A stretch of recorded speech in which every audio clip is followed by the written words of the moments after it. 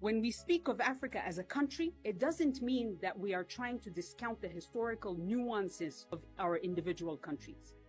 But I strongly believe that as long as these lords of poverty subject all of us to the same economic and political whiplash, then we too must unite in our efforts to create a common language that amplifies solidarity and pressures our governments to abandon short-sighted, expedient, haphazard policies and silo mentalities.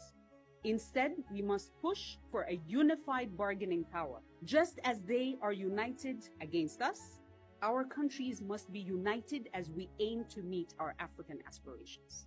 The international economic system, and the system is within which Bretton Woods institutions function, is rigged. And it's rigged in favor of yesterday's colonizers. We must also remember that these same powers who preach democracy and accountability to us run these mafia institutions in the most unaccountable fashion, with the US always ruling the World Bank and the Europeans always ruling the IMF, both through what they called a gentleman's agreement. We know that opening our markets, protectionism, all of these things that they told us not to do is actually what we need to do to develop our thing. We know a lot of that.